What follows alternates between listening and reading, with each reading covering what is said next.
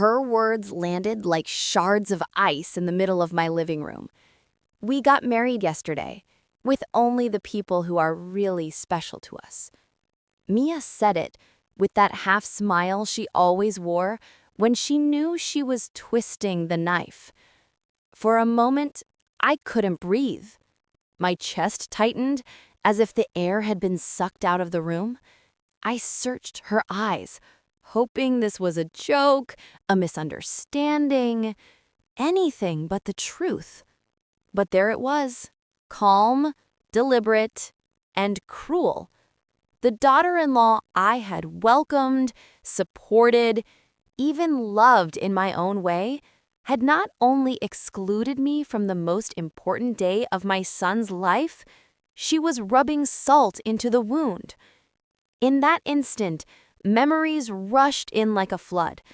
The years of scrimping and saving so Max could have every opportunity, the sacrifices, the sleepless nights, the countless times I told myself it was all worth it because one day I would stand proudly at his wedding, tears in my eyes, love swelling in my chest. And now? With 4 casual words, Mia had crushed that dream into dust. I felt myself shrinking, folding inward, as if my entire being had been reduced to an afterthought. My hands trembled in my lap, but I forced myself to stay still. I refused to give her the satisfaction of seeing me break. Inside, though, a storm was raging. Confusion, anger, grief, and underneath it all, a bitter taste of betrayal that I could never have imagined coming from my own son and his wife. The room felt colder, smaller, like the walls were closing in. Her smile lingered, sharp as glass. "Only the special people," she repeated, as if to underline every ounce of malice she could pour into the phrase. That was the moment my heart cracked. Not just from being left out of a celebration, but from the sudden, horrifying realization that I had become invisible in the very life I had helped build. The silence after Mia's words stretched longer than I could bear. It pressed against my ears, against my chest, until I felt like I might suffocate in my own living room. I wanted to scream, to demand an explanation, but the words wouldn't come. My voice was locked behind the weight of shock. Instead, I sat frozen, every nerve in my body screaming, while my face betrayed nothing. That's the cruel trick of betrayal. It paralyzes you first, then lets the pain seep in slowly, drop by drop, until you are drowning. I thought about the shoes tucked away in my closet, the ones I had bought months ago, imagining how they would click against the floor as I walked proudly into the ceremony. I thought about the dress I had chosen with such care, simple but elegant, something that would whisper, "I am the mother of the groom." I thought about the envelope of money I had saved, piece by piece, a gift meant to ease their new beginning. All of it meaningless now, all of it a joke in Mia's twisted smile. And Max, my son, where was he in this moment? Did he agree with this cruelty? Did he sit there silently while I was erased from his most sacred day? Or worse, was it his idea too? The questions tore at me like claws, but no answer came. Just the image of Mia standing tall, triumphant, as though she had won a game I didn't even know I was playing. Something inside me shifted that night. It was the first crack in the wall of blind devotion I had built around my son and his new family. I didn't know it then, but it was the beginning of a transformation, one that would drag me through fire before I could ever stand free again. The wound was invisible to the world, but inside me, it was bleeding endlessly. And though I tried to stitch it shut with silence, The damage had already begun to spread. That night, I sat alone in the dim light of my bedroom, staring at the dress hanging silently in my closet. Its fabric seemed to mock me now, shimmering with a cruel reminder of everything I had dreamed and lost. I had built illusions in my mind, pictures of joy, of family, of belonging. I saw myself standing beside Max, slipping him a reassuring smile as he said his vows. I imagined the music, the laughter, the warmth of being surrounded by people who mattered. Instead, all I had was silence. And silence can be louder than any symphony. Every detail I had prepared for months unraveled in my head. The shoes that would never walk down the aisle, the gift envelope that now felt like an insult to my own generosity, the phone that never rang with an invitation. I scrolled through social media that night, my hands trembling as the screen lit up with photos. There they were, Max and Mia, smiling, glowing, surrounded by her family. Her mother's arm wrapped tightly around her, her father raising a glass, siblings beaming with pride. And me? Nowhere. Not a trace. Not even a whisper. My heart sank deeper with every swipe. They hadn't just excluded me, they had erased me. It was as if my years of sacrifice, my endless love, my sleepless nights had been deleted from their story.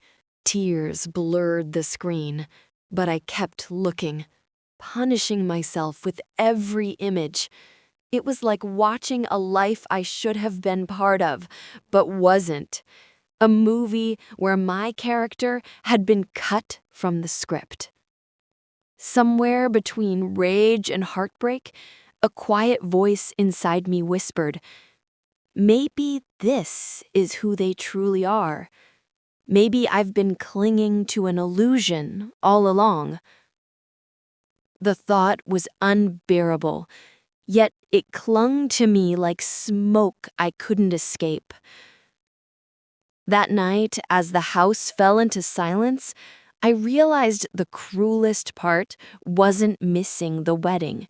It was realizing that my son had chosen to start his new life without me in it. Morning came, but the weight in my chest hadn't lifted. I moved through the house like a shadow, the silence pressing heavier with each step. The world outside kept spinning. Birds sang, cars passed, neighbors laughed, but inside me, time had cracked. I made coffee, but it tasted bitter, no matter how much sugar I stirred in. Every sip reminded me of Mia's smile, her cruel words echoing like poison. Only the special people. For years, I had ignored the small fractures, the dismissive comments, the way Mia rolled her eyes when I offered advice, the way Max stayed silent, trapped between his wife and his mother, always choosing the path of least resistance. I told myself it was normal, that every family had tensions, that love could smooth over sharp edges, but now the fractures were undeniable. They had widened into canyons I could never cross. The phone buzzed on the counter, and for a split second, hope flared. Maybe it was Max, calling to explain, to apologize, to mend what had been broken. But it wasn't. Just a spam call, another reminder of how utterly alone I was in this. The house felt colder, emptier than ever. I thought about all the meals I had cooked for them, the rent I had helped cover, the endless ways I had tried to support their young marriage. All of it had been invisible, erased in a single day. A quiet fury began to grow inside me. Not the kind that shouts or breaks dishes, but the kind that simmers low and steady, waiting. I didn't know it yet, but that ember of anger would become the fire that would one day save me. For now, though, I was still trapped in grief, mourning not just a wedding I had missed, but a bond I feared was broken beyond repair. A week slipped by, though it felt like years. I carried the silence with me everywhere, into the kitchen, into the grocery store, even into my sleep. But just when I thought the wound couldn't be cut deeper, the phone rang. It was Mia. Her voice was light, casual, almost cheerful. "We need the rent money," she said, as if nothing had happened, as if I hadn't been erased from the most sacred day of my son's life. The audacity stole my breath. For a moment, I thought I had misheard. The rent money? After all the humiliation, after all the cruelty, she still expected me to hand over my hard-earned savings as if I were some endless fountain of generosity? Something inside me snapped. It was small, subtle, but undeniable. The click of a lock breaking, the sound of chains falling. "I only help special people," I told her, my voice calm, steady. The words tasted sharp, like glass on my tongue. For the first time in years, I didn't bend, didn't apologize, didn't make excuses. I drew a line, and I stood behind it. The silence on the other end of the line was thick, suffocating. I could almost hear her choking on the shock of being denied. She muttered something sharp and angry, then hung up. But I didn't care. For once, I felt something other than grief. I felt power. It was just a spark, a single act of defiance, but it lit a fire inside me. I didn't realize it then, but that moment would change everything. It was the first step in reclaiming not just my money, not just my dignity, but my very life. I stared at the phone long after the call ended, my hands trembling, my heart pounding. It wasn't victory, not yet, but it was the beginning of something I had almost forgotten I was capable of. It was the beginning of saying no. That night, I sat at the kitchen table with a notebook and a pen, the silence of the house wrapping around me like a shroud. For years, I had been too busy giving to ever stop and measure what I had lost.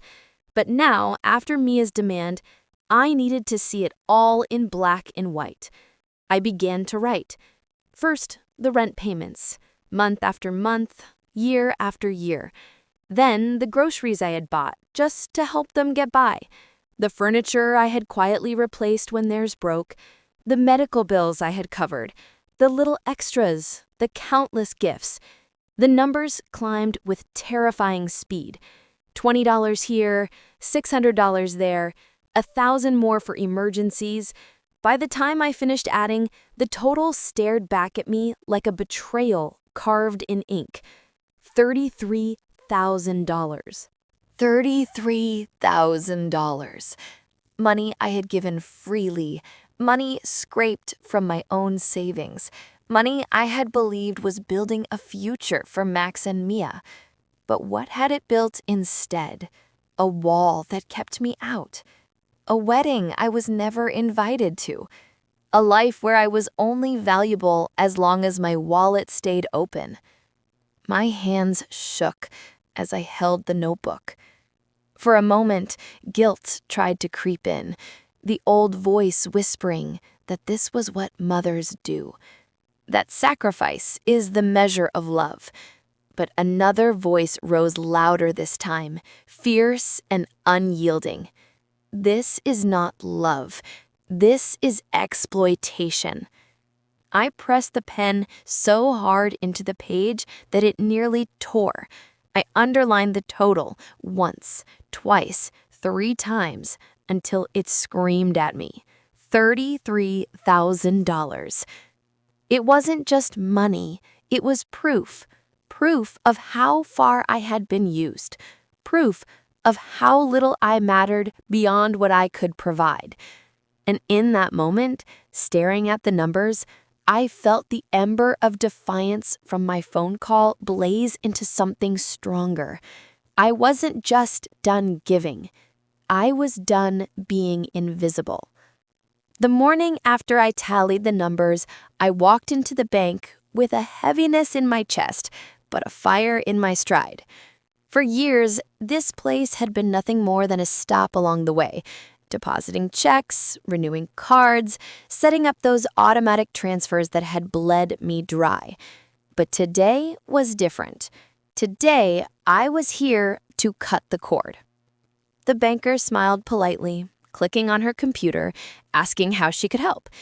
My voice was steady, though my heart raced. I need to cancel all automatic payments, I said. Every transfer to my son's account. Effective immediately. Her eyebrows flickered just slightly, but she didn't question it. She clicked, typed, nodded. All set, she said after a moment. Just like that, with a few keystrokes, the chain was broken. Relief washed over me, fierce and almost dizzying. It was as though I had been holding my breath for years and finally exhaled. I asked for new security measures, new passwords, new protections. No more easy access, no more open doors. This money, my money, would finally serve me again. Walking out of the bank, I felt taller. The autumn air bit my cheeks, but I didn't mind. For the first time in a long time, I wasn't carrying the weight of their expectations on my back. But beneath the relief, a new unease stirred. I knew Mia. I knew Max. They wouldn't take this quietly. To them, my finances weren't just generosity, they were entitlement. And the moment they realized the well had run dry, they would come for me. Still, I didn't flinch, because what I had done today wasn't just financial, it was spiritual. I had chosen myself, and there was no going back. It didn't take long. Barely a week after I cut the transfers, the knock came at my door. Hard, impatient, the kind of knock that announces trouble before a word is spoken. When I opened it, they were standing there. Max, his eyes darting everywhere but mine, Mia with that sharp little smile she wore like a weapon, and beside them a man in a gray suit carrying a leather briefcase. An attorney. My stomach sank. I didn't need to hear a word to know what this was. Mia stepped forward first, her voice sweet, but dripping with venom. "We're just worried about you. All these strange decisions you've been making, cutting off the payments, changing the locks. It's not like you." Her eyes narrowed, glinting with triumph.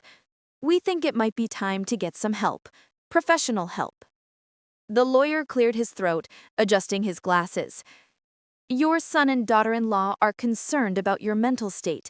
They believe you may no longer be capable of managing your own finances responsibly." There it was. The ambush. The betrayal fully unmasked. I stared at Max, my own son, searching for even a flicker of shame, of hesitation.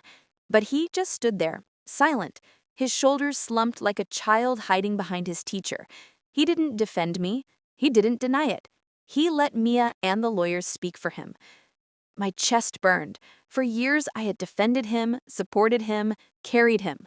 And now he was standing in my doorway trying to steal the last thing I had left, my independence. I drew myself up, taller than I felt, and let my voice slice through the air. "You don't get to walk into my home and decide who I am. You don't get to strip me of my dignity because you want my money. Get out." Mia's smile faltered for the first time. The lawyer blinked, clearly not expecting resistance. Max shifted uncomfortably, his face pale. "Get out." The words thundered from somewhere deep inside me, louder than I thought I was capable of. And for the first time, I saw fear flicker in Mia's eyes. They hesitated, exchanged glances, then retreated.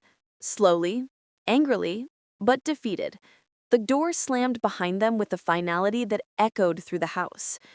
My legs trembled, my hands shook, but I had done it. I had stood my ground. Yet as the silence returned, I knew this was only the beginning. They wouldn't stop here. They would come back, sharper, hungrier, more determined, and I had to be ready. The house was quiet again, but the silence felt different now. It wasn't the stillness of peace. It was the hush before a storm. I could feel it in my bones. They would be back. And sure enough, they didn't wait long.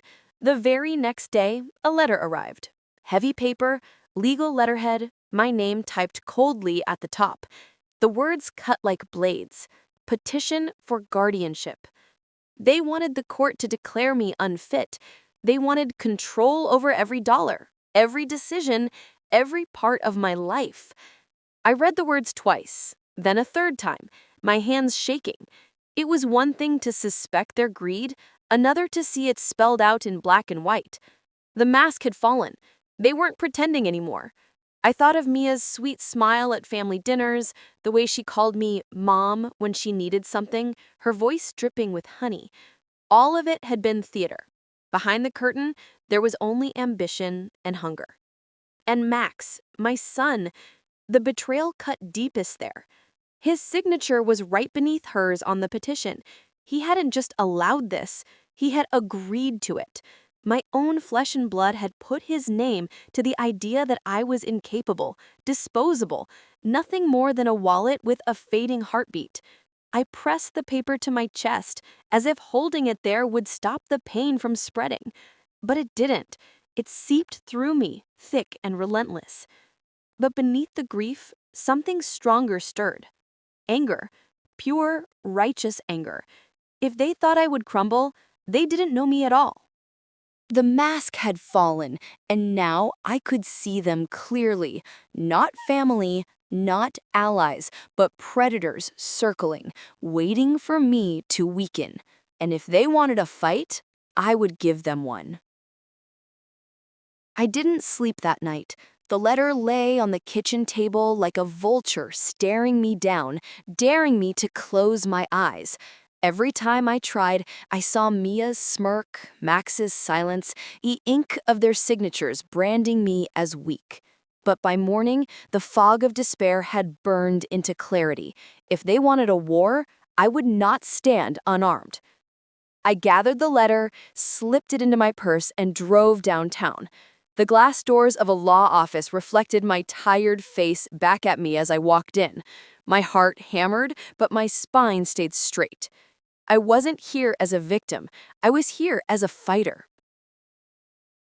Mr. Weber, the attorney, was older, his silver hair neatly combed, his eyes sharp behind rimmed glasses. He read the petition slowly, nodding here and there, until finally he set it down and looked at me. "This," he said, tapping the paper, "isn't just cruel. It's financial abuse, and it's illegal." The words cracked open something inside me. Abuse. That was the word I had never let myself say, the word that made everything real. I had thought of myself as foolish, too giving, too soft, but not a victim of abuse. Hearing it aloud was like a mirror reflecting the truth. "We'll fight this," Mr. Weber continued. "We'll gather proof, medical records, testimony. We'll show the court you are fully capable of managing your life, and we'll expose their motives for what they are." I nodded, my throat tight. For the first time in months, I felt less alone. When I left his office, the air felt different, lighter. I wasn't just surviving anymore. I was preparing to fight back. That night, I changed the locks again, just to be sure. I installed new cameras around the house, little unblinking eyes to watch when I couldn't. And for the first time in years, I let myself indulge. A visit to the salon, a fresh haircut, a spark of pride in the mirror. This was no longer about money. It was about reclaiming myself. And if Max and Mia thought they could strip that away, they had no idea who they were up against.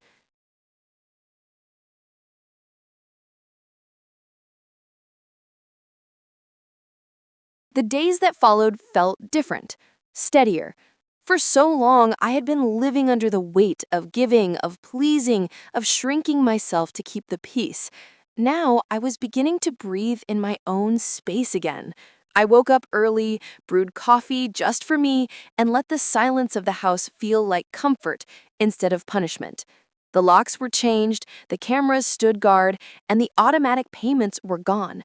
For the first time in years, my home felt like mine. But healing doesn't happen in isolation, it happens in connection. One afternoon, as I sat trimming the roses in the garden, Eleanor, my neighbor, leaned over the fence. She was a kind woman with laugh lines etched deep around her eyes, the kind that come from living through storms and still finding reasons to smile. "You've seemed quieter lately," she said gently. For a moment, I hesitated. Shame still clung to me, the kind of shame that whispers, "If you tell, people will think you're weak." But then I saw the warmth in her gaze, and the words spilled out. I told her about the wedding, about Mia's cruelty, Max's silence, the ink of their signatures, branding me as weak. To my surprise, Eleanor didn't look shocked. She nodded slowly, her expression heavy with recognition. My daughter did something similar, tried to control my accounts when I got sick. It's a kind of abuse people don't talk about enough. The word again, abuse. It struck me harder each time, carving away the illusions I had built to protect myself. Soon, I wasn't just talking to Eleanor. She invited me to a small gathering at her house, a circle of women, most older, all carrying stories of betrayal, manipulation, and survival. Listening to them, I felt something stir in me, solidarity. I wasn't the only one. I wasn't alone. We laughed, we cried, we shared strategies, and somewhere between the cups of tea and the broken hearts laid bare, I began to build new foundations. Not just legal ones, not just financial ones, but emotional ones.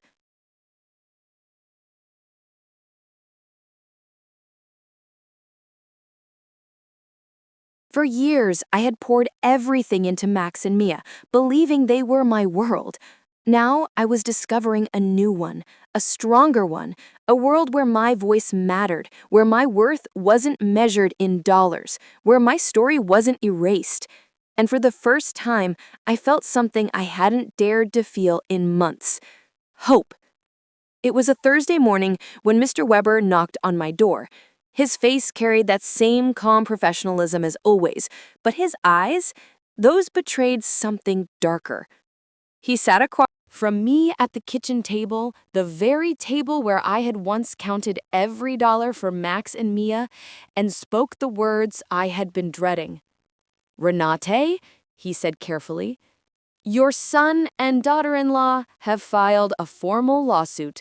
They're petitioning the court to declare you mentally incompetent." The words hung in the air like smoke, suffocating, impossible to ignore. For a moment, my heart stopped. Then it raced so hard I could feel it in my throat. "Do you mean," I whispered, "they want to take control of everything? My money? My home?" Mr. Weber nodded gravely. "If the court rules in their favor, Max could be appointed your legal guardian. That would give him full control of your finances and decisions." The betrayal was so complete, it felt surreal. My own son, the child I had raised alone, the boy who once clung to me during thunderstorms, was now dragging me into court to strip me of my independence. And Mia, of course she was behind it, pulling strings with her cold, calculating hands. I thought back to all the nights I went without new clothes so they could eat steak, all the birthdays I spent my savings on gifts to see a flicker of gratitude in Max's eyes. Now, none of that mattered. To them, I was no longer a mother. I was an obstacle, a stubborn vault that refused to open. Mr. Weber slid a file across the table.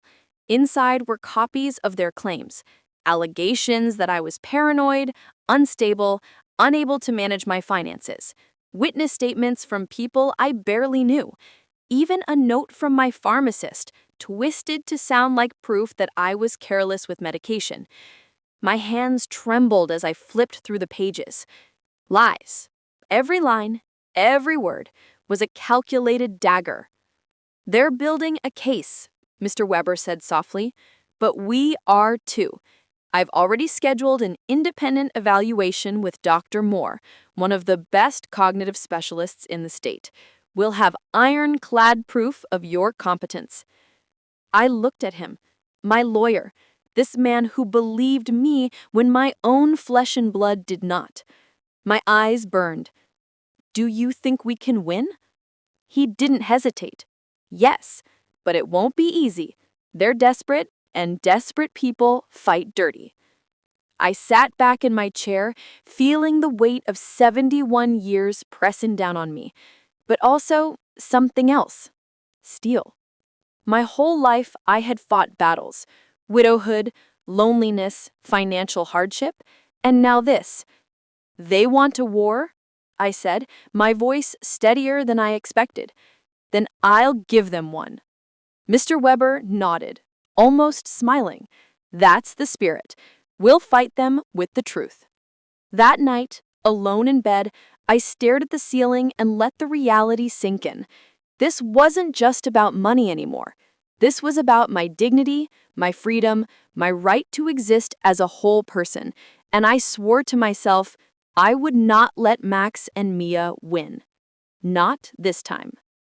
The next morning, I woke up before the sun. My hands still shook from the shock of yesterday's revelation, but my mind was sharper than it had been in years. If Max and Mia thought they could bury me under lies, they were about to discover that I was no fragile old woman waiting to be silenced. At 8 a.m., Mr. Weber arrived with a thick letter folder and his usual calm determination. "Renate, we need to start building your case. Every transfer, every receipt, every dollar that left your account for them, we'll need it all." So I brought out my boxes, years of bank statements, bills, handwritten notes, even grocery receipts from the times I stocked their fridge. We spread them across the dining table like soldiers ready for battle. For 3 hours, we went line by line. The monthly rent transfers, $500 each, never missed. Grocery store charges that matched weeks when Max had no money. The $800 cash withdrawal Mia had begged for, supposedly for medical bills. The $1,200 furniture purchase. The $2,500 loan for a car they never repaid. Each figure was another piece of the puzzle, painting a devastating picture of exploitation. By noon, the total stood there on the page like a gravestone. "Do you see this?" Mr. Weber asked, tapping the number. "This is not generosity. This is evidence of systematic financial abuse. The court needs to understand you didn't cut them off because of paranoia. You did it because you finally opened your eyes." I felt tears sting my eyes, but they weren't tears of weakness. They were tears of rage. Rage at the years I had wasted, the sacrifices I had made, the humiliations I had endured. But evidence wasn't just numbers. Mr. Weber reminded me we needed witnesses, people who had seen my clarity, who could testify to my competence. That afternoon, I visited my pharmacist, Mr. Green. He nearly dropped his pen when I told him his signature had been used against me. "Mrs. Richter, I didn't know," he stammered. "Mia said it was just for insurance paperwork. I would never claim you mishandled medication. You're one of my most responsible customers." I asked him for a written statement. He agreed immediately, ashamed of being manipulated. Next, we stopped by the hardware store. Mr. Summer and his son, Ethan, who had installed my security system, both promised to testify. "You were sharper than any client we've had," Ethan said firmly. "If they try to paint you as confused, they'll have to go through us." By evening, Eleanor and my garden club friends had joined me in my living room, each one ready to stand by my side. They had seen me laugh, plan, and rebuild my life after cutting Max and Mia off. Their voices would matter. When I finally closed the folder full of evidence, a calm settled over me. This wasn't just defense anymore. This was justice. For once, the numbers, the witnesses, the truth, it was all on my side. And for the first time since this nightmare began, I believed I might actually win. The following Monday, I dressed with the same care I once reserved for weddings and holidays, a navy blue suit, polished shoes, and my silver brooch. If they wanted to question my mind, they would at least see a woman who still carried herself with dignity. Mr. Weber drove me to Dr. Moore's office, a quiet building lined with bookshelves and soft lighting that made the place feel more like a library than a clinic. Dr. Moore herself was a woman in her 50s, sharp-eyed but kind, with the presence of someone who had spent decades listening to people's truths. "Mrs. Richter," she said, shaking my hand firmly, "I'm going to ask you some questions and run a few tests. This isn't about tricking you, it's about giving you the chance to demonstrate what you already know, that you are perfectly capable of managing your own life." I nodded. My heart was racing, but my resolve was steady. The session began with simple memory tests. She read me a list of words: apple, table, moon, river, candle, and asked me to repeat them. Later, she circled back to see if I still remembered them. I did. Then came logic puzzles, math problems, even drawing a clock with the hands set to a specific time. My hand trembled slightly as I drew, but the numbers were in their rightful places, the hands pointing exactly where they should. "Excellent," she murmured. Next, she shifted to financial questions. If you had $2,000 in the bank and owed $750 in bills, how much would remain? $1,250, I answered without hesitation. She smiled. And if someone asked you to sign over control of your accounts without explanation, what would you do? "I'd show them the door," I said, my voice firm. Her eyes lit up. That's exactly what a rational, competent person would do.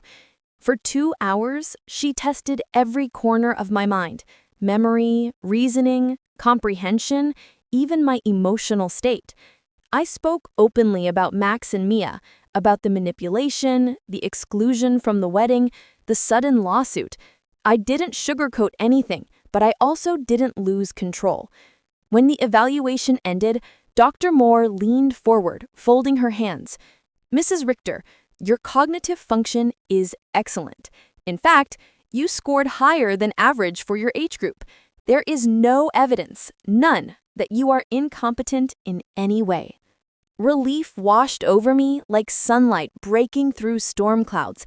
For weeks, I had lived with the gnawing fear that somehow their lies might stick, that the court might see me as weak, as fragile.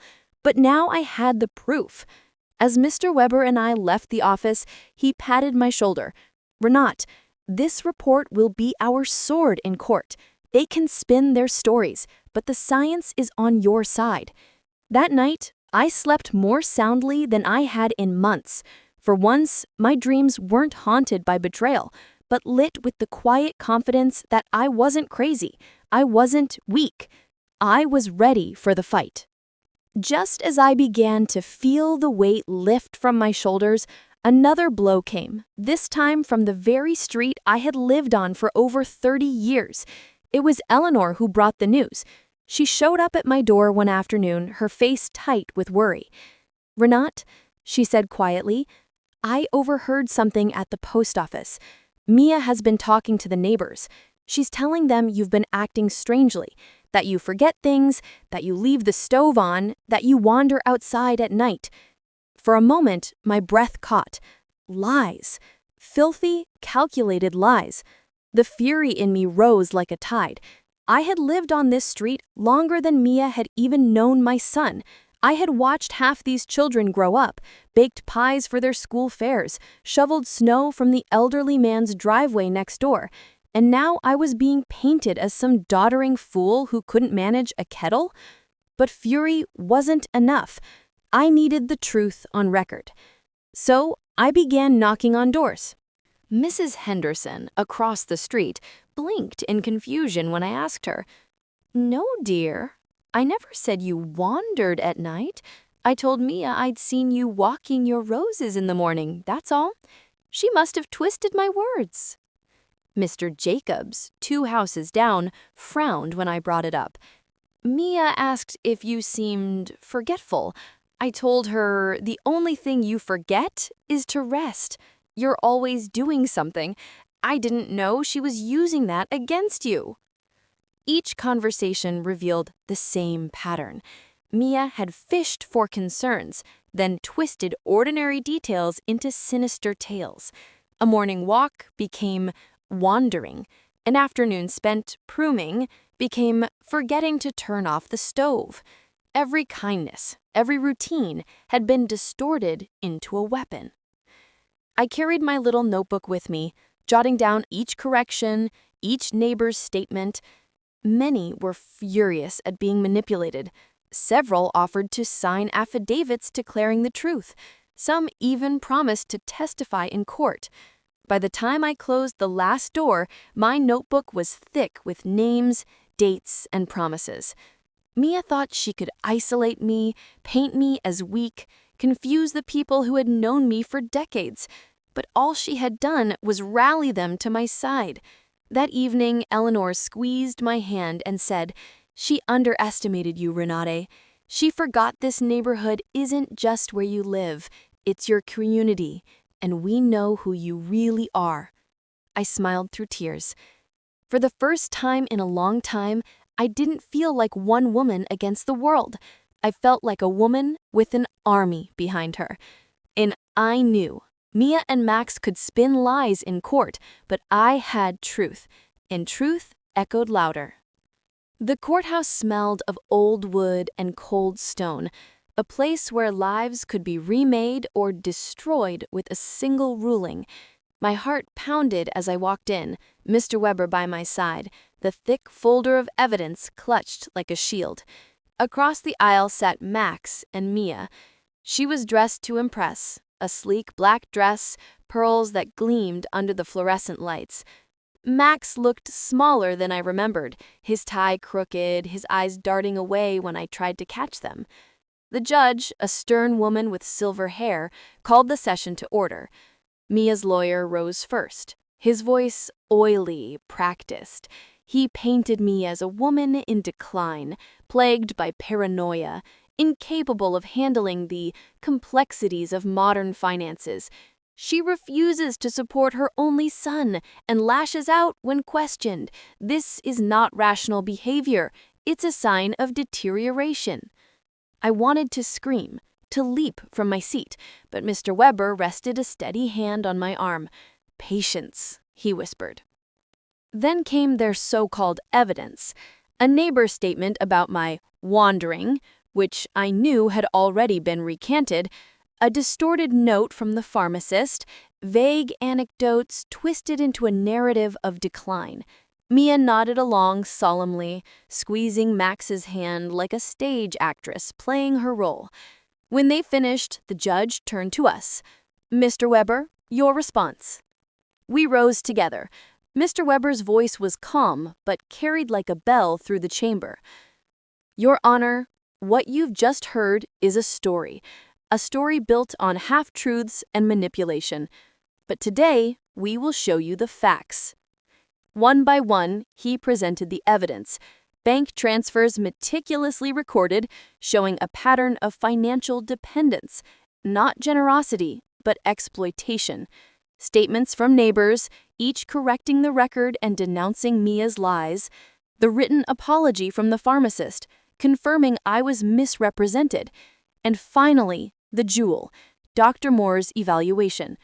Mrs. Richter is cognitively sharper than many 20 years her junior. There is no evidence of incompetence. On the contrary, she demonstrates sound judgment, memory, and independence. I watched as the judge read those words, her face unreadable, but her eyes narrowing ever so slightly toward Max and Mia. Then it was my turn. I stood, my knees trembling, but my voice steady. I spoke of years of sacrifice, of supporting Max through hardship, of welcoming Mia like a daughter. I told the court about the shock of learning of their secret wedding, the pain of exclusion, and the avalanche of betrayal that followed. I may be 71, but I am not broken. I am not incompetent. What I am is a mother who loved too much and a woman who refuses to be erased. Silence filled the courtroom. Even Max looked down at his shoes, shame flickering across his face. Mia, however, sat rigid, her jaw clenched, her eyes like stone. The judge finally leaned forward. I have heard enough. I will deliver my ruling shortly. But let me make this clear. Attempting to manipulate this court with lies and exaggerations is a dangerous game, and I do not take it lightly. As the gavel struck, Mia's mask cracked for the first time. I saw fear, real fear, flash across her eyes. And in that moment, I knew I had not just defended myself, I had begun to win. The courtroom was hushed when the judge returned. Even the sound of her robes brushing against the bench seemed thunderous in the silence. I sat frozen, my palms damp, my breath shallow. This was it, the moment that would decide whether I lived free or in chains forged by my own son and his wife. The judge adjusted her glasses and began. I have reviewed the evidence presented by both parties. The petitioners have claimed that Mrs. Richter is mentally incompetent and incapable of managing her own affairs. However, she paused, letting the word linger like a knife's edge. However, the evidence overwhelmingly contradicts this claim. A ripple of relief passed through me. Dr. Moore's evaluation is clear. Mrs. Richter is fully competent. The financial records demonstrate not mismanagement, but a sustained pattern of exploitation by the petitioners. Neighbor testimonies expose manipulation and distortion. What we have here is not a failing mind, but a mother who has been taken advantage of. I felt tears blur my vision. The judge's voice cut through the fog like music. Therefore, this court denies the petition for guardianship. Full rights remain with Mrs. Richter. Furthermore, this court finds sufficient evidence to warrant an investigation into potential financial abuse by the petitioners. I am forwarding this matter to the district attorney's office for review. The gavel struck once, sharp and final. For a moment, I couldn't move. My body was frozen in shock, my heart soaring while my knees threatened to give way. Mr. Weber squeezed my hand, whispering, "You won, Renate. You did it."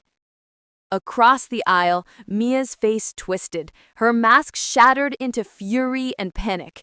Max sat slumped beside her, pale as chalk, avoiding my gaze. They had come expecting victory, expecting to walk out with my life in their pockets. Instead, they left with nothing but suspicion trailing behind them like a curse. As I stood to leave, I lifted my chin. I didn't look at them, not out of fear, but out of strength. They no longer deserved my eyes, my words, or my tears. The courthouse doors opened, sunlight spilling across the marble steps. For the first time in months, I felt it on my face not as a stranger, but as an old friend returning. I was free, free of their lies, free of their control, free to live as myself again. And deep inside, I knew this wasn't just a verdict, it was a rebirth. The morning after the verdict, I woke before the alarm. For once, my chest wasn't tight with dread. The sun streams through the curtains, painting the walls golden, and for the first time in a long time, I felt the world wasn't pressing in, it was opening up. The court battle was over. My rights were intact, my dignity affirmed. Max and Mia's greed had been exposed for all to see. Their shadows no longer loomed over my days. I brewed my coffee slowly, savoring the aroma, letting each sip remind me that life was still mine to live. I walked through my garden, fingers brushing against the roses, breathing in their perfume. The world seemed sharper now, the sky bluer, the birdsong sweeter, because it was seen through the eyes of someone who had nearly lost everything and fought it back. Eleanor came over that afternoon with a basket of muffins, her laugh filling the kitchen as easily as the scent of cinnamon. "You look lighter," she said, studying me with a smile. "I am," I replied simply. And I was. But freedom came with clarity. Max was still my son, and though a part of me mourned him, I knew some bonds once broken cannot be mended. Love had blinded me for too long, and now I had to choose myself. My future would not be built on illusions of family. It would be built on truth, on community, on the quiet strength I had found within myself. In the weeks that followed, I joined Eleanor's circle of women more often. We laughed, we shared, we healed together. I even began volunteering at the local library, helping children with their reading, passing on the same gift of words that once had saved me.